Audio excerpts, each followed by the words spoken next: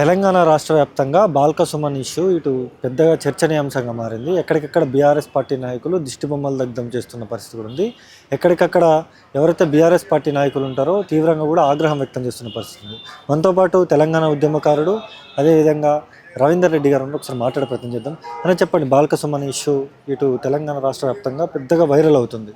మీ మీద కూడా కేసులేని అసలు ఎట్లా చూడొచ్చు అంశం, అసలు ఏం జరిగింది? అసలు వాస్తవానికి రాజ్యాంగ విలువల కట్టుబడి రాజ్యాంగం మాకు ఇచ్చినటువంటి హక్కును ఉపయోగించుకొని క్యాతన్పల్లి మున్సిపాలిటీలో బీఆర్ఎస్ సిపిఐ రెండు పార్టీలు కలిసి అక్కడ పోటీ చేయడం జరిగింది.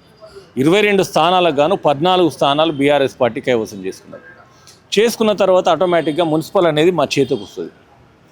దాన్ని జీర్ణించుకోలేని వివేక్ రేవంత్ రెడ్డి సహకారంతో ఒక చిల్లర రాజకీయాలకు, ఒక రౌడీ రాజకీయాలకు తెరలేపి అనునిత్యం వేధింపులకు గురి చేస్తున్నా ఎక్కడ కూడా మేము తలొగ్గకుండా వాస్తవానికి 16వ తారీఖు రోజు మా కౌన్సిలర్లను తీసుకొని మేము చైర్మన్ ఎలక్షన్ కోసం పోతా ఉంటే వితౌట్ రీజన్ అక్కడ అడ్డుకొని మమ్మల్ని ఇబ్బందులకు గురి చేసి మమ్మల్ని ముందుకు వెళ్లకుండా మా సమయాన్నంతా వృధా చేసి మీ సమయం అయిపోయింది కాబట్టి ఇలా వాయిదా వేస్తున్నామని చెప్పేసి ఆ రోజు చైర్మన్ ఎలక్షన్ ఆపేసినారు.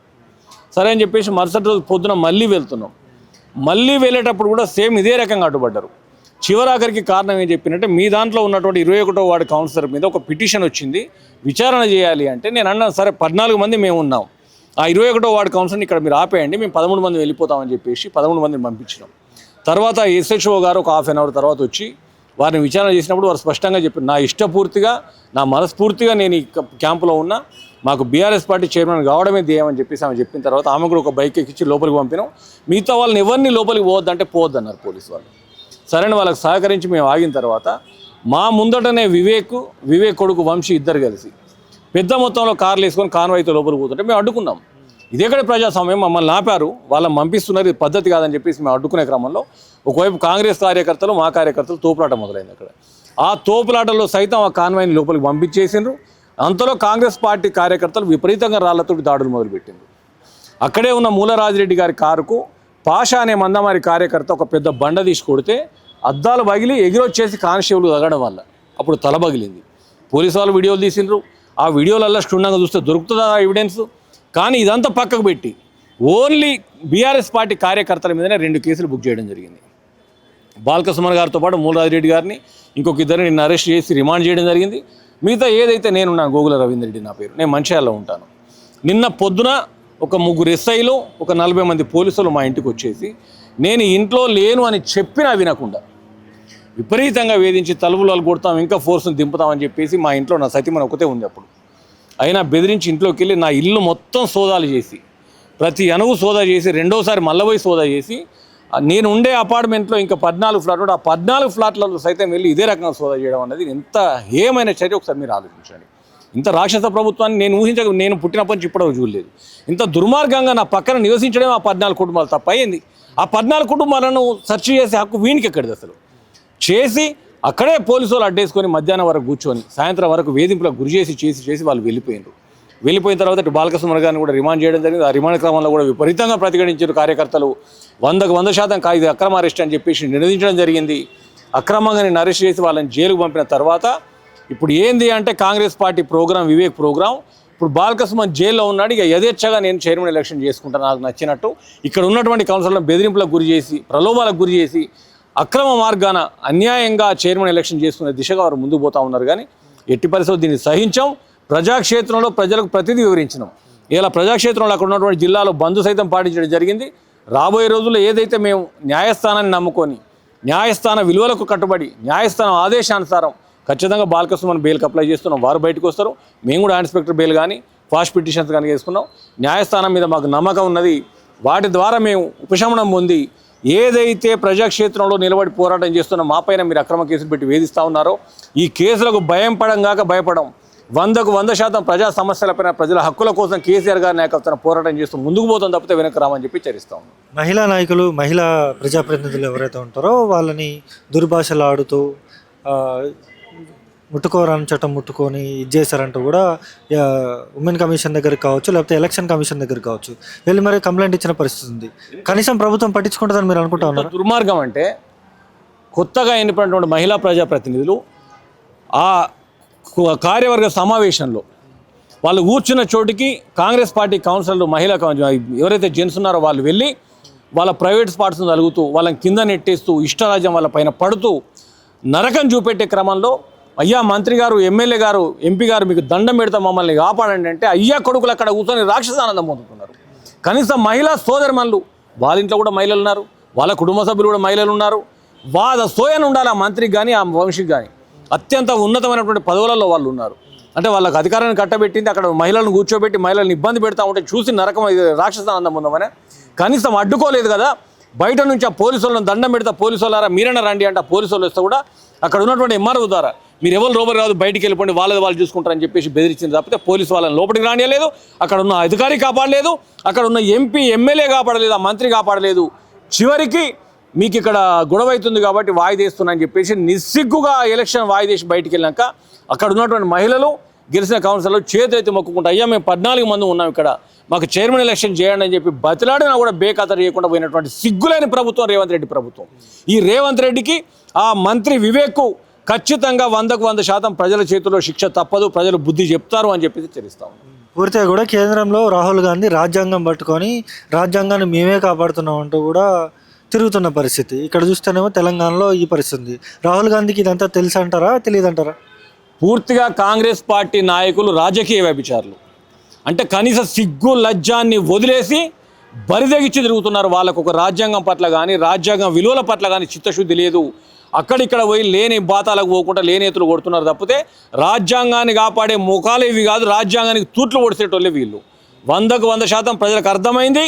ఖచ్చితంగా 100 అడుగుల లోతుకు ఈ కాంగ్రెస్ పార్టీ పాతేస్తారు, అందులో ఎలాంటి అనుమానం లేదు కాక లేదు. తెలంగాణ రాష్ట్ర వ్యాప్తంగా బాల్క సుమన్ అరెస్ట్కి సంబంధించి బీఆర్ఎస్ పార్టీ నాయకులు ఎక్కడికక్కడ బగ్గుమంటున్న పరిస్థితి ఉంది. మనతో పాటు మాట్లాడడానికి బీఆర్ఎస్ పార్టీ నాయకులు యాదయ్య గౌడ్ ఉన్నారు, మాట్లాడదాం.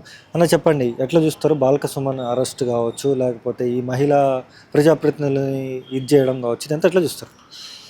తెలంగాణ రాష్ట్రంలో అనుమల్ల రేవంత్ రెడ్డి రాజ్యాంగం నడుస్తుంది. ఆ రాజ్యాంగంలో వాళ్ళు రాసిపెట్టుకునేది ఏంటంటే అక్రమాలు, దోపిడీలు, అవినీతి, అదేవిధంగా బెదిరింపులు రకంగా వ్యవహరించేటట్టు తీరు కనపడుతుంది. కేవలం వారు మెజార్టీ లేకున్నా వారు మెజార్టీ సీట్లు బీఆర్ఎస్ పార్టీ గెలిచిన ఆ మున్సిపల్ సీట్ని కైలాసం చేసుకుంటేందుకు బెదిరింపులకు గురి చేస్తూ అక్రమ దారుల్లో బెదిరింపులకు గురి చేస్తూ మహిళలని చూడకుండా కూడా ఈ అధికారులు తీరు వ్యవహరిస్తుంది. ఎందుకంటే చట్టం తన పని తను చేసుకుంటూ పోతలేదు. తెలంగాణ రాష్ట్రంలో రేవంత్ రెడ్డి ఏది చెప్తే అదే నడుస్తుంది. చట్టంతో తన పని లేకుండా అయిపోయింది. కాంగ్రెస్ పార్టీ ఏజెంట్గా, కాంగ్రెస్ పార్టీ కార్యకర్తల్లాగా పోలీసుల తీరు తెలంగాణ రాష్ట్రంలో కనపడుతుంది. ఎందుకంటే తెలంగాణ రాష్ట్రంలో తెలంగాణ ఉద్యమం కోసం, తెలంగాణ రాష్ట్ర సాధన కోసం పనిచేసిన బాల్క సుమన్ అన్న మాజీ ఎంపీ అయి అదేవిధంగా మాజీ ఎమ్మెల్యేగా చేసిన ఆయన మీద అక్రమ కేసులు పెట్టి నిర్బంధించి ఆ మున్సిపాలిటీని కైలాసం చేసుకుంటేందుకు కాంగ్రెస్ పార్టీ కుట్రలో అది ఒక భాగం. కాబట్టి ఆకాశం మీద ఉమ్మేస్తే అది తిరిగి తన మీదే పడుతుందని రేవంత్ రెడ్డి గారు గ్రహించాలి. ఎందుకంటే చెన్నూరు ప్రజలంతా గమనిస్తున్నారు. వీరు చేసే అరాచకాలు చూస్తున్నారు, వీరు చేసే దోపిడీల మీద చూస్తున్నారు, వీరు చేసే అక్రమాల మీద చూస్తున్నారు. కాబట్టి ఏదేమైనా వీరు అక్రమైన దారిలోనే అది ఆ మున్సిపాలిటీ కైలాసం చేసుకోవాలని చూస్తున్నారు. దాన్ని సరైనది కాదని ప్రజల నుంచి తిరుగుబాటు వస్తుంది. ప్రజల నుంచి ఈ కాంగ్రెస్ పార్టీని గోతి తీసి పాతాళ లోకం పాతిపెట్టే పరిస్థితులు వస్తుంది. పూర్తిగా కూడా ఎవరైతే కాంగ్రెస్ పార్టీ నాయకులు ఉన్నారో కాంగ్రెస్ పార్టీ నాయకులు వాళ్ళు వేధింపులకు గురి చేయలేదు, ఏం చేయలేదు, దీనంతా కావాలనే బీఆర్ఎస్ పార్టీ చేస్తుంది, ఆయన రాళ్ళు ఇసిరారంటూ కూడా అక్కడక్కడ ఆరోపణలు చేస్తారు. ఎట్లా చూస్తారు? రాళ్ళు ఇసిరింది కూడా కాంగ్రెస్ పార్టీ కార్యకర్తలే. అది కావాలని ఒక కుట్ర వండి మీద బదలాం లేపుతందుకు ఇది ఒక ఎత్తుగడ. ఎందుకంటే అక్కడ ఉన్న పోలీసులు తన విధి నిర్వహణలో వాళ్ళు నిర్వహిస్తే బాగుంటుంది. వాళ్ళు కేవలం అక్కడ ఉన్న మంత్రి గారికి అండగా ఉంటూ మంత్రి ఏం హుకుం జారీ చేస్తే ఆ పద్ధతిలోనే పోలీసులు వ్యవహరిస్తున్న తీరు కనపడుతుంది. రాష్ట్రంలో త్వరలో రాబోతుంది బీఆర్ఎస్ ప్రభుత్వమే. దీనికి బదులుగా రెండింతలు తీసుకునే పరిస్థితి వాళ్ళు తీసుకొస్తున్నట్టు కనపడుతుంది. కేంద్రంలో రాహుల్ గాంధీ రాజ్యాంగాన్ని పట్టుకొని రాజ్యాంగాన్ని మేమే అమలు చేస్తాం అంటూ కూడా పెద్ద పెద్ద లెక్చర్లు ఇస్తున్న పరిస్థితి. ఇక్కడ తెలంగాణ రాష్ట్రంలో చూసుకుంటేనేమో ఇటువంటి పరిస్థితులు ఉన్నాయి. ఇదంతా రాహుల్ గాంధీకి తెలుసా అంటారా, తెలియదంటారా? రాహుల్ గాంధీకి తెలుసా అని అనుకుంటున్నాం. ఎందుకంటే 62 సార్లు ఢిల్లీకి పోయి ముఖ్యమంత్రి ఆ రాహుల్ గారి ముంగట జపం చేస్తున్నట్టు కనపడుతుంది. ఎందుకంటే తెలంగాణ సంపదను తీసుకుపోయి ఢిల్లీ పెద్దల ముంగట పెట్టి జపం చేస్తున్నట్టే కనపడుతుంది. ఆ ఢిల్లీకి తీసుకుపోవడం మూటలు ఎప్పుడు బంద్ చేస్తామో అప్పుడు రేవంత్ రెడ్డి గారి పదవి కూడా అప్పుడే బంద్ అవుతుంది అనేది తెలంగాణ రాష్ట్రంలో ఉన్న జనానికి, ప్రజలకు అందరికీ తెలుస్తుంది. కాబట్టి వీళ్ళు పాలన మీద అనేది దృష్టి పెట్టడం మర్చిపోయారు. వీళ్ళు ఏమైనా ప్రభుత్వము ఉన్న దాని మీద అధికార యంత్రాంగాన్ని ఏ విధంగా ఈ పెట్టి సంపదను దోచుకోవాలనే తీరులో ఈ ప్రభుత్వం కనపడుతున్నది. అదే రకంగా ఈ ప్రభుత్వం కూడా, అధికార యంత్రాంగం కూడా అక్రమాలు పెరిగిపోయినాయి. వాళ్ళు కాంగ్రెస్ పార్టీకి ఒక కార్యకర్తల్లాగానే పనిచేస్తున్నట్టు కనపడుతుంది. అతి త్వరలోనే ప్రజలు ఎంపీటీసీ, జడ్పీటీసీ ఎన్నికల్లో తగిన బుద్ధి చెప్తారు రేవంత్ రెడ్డి సర్కార్కు.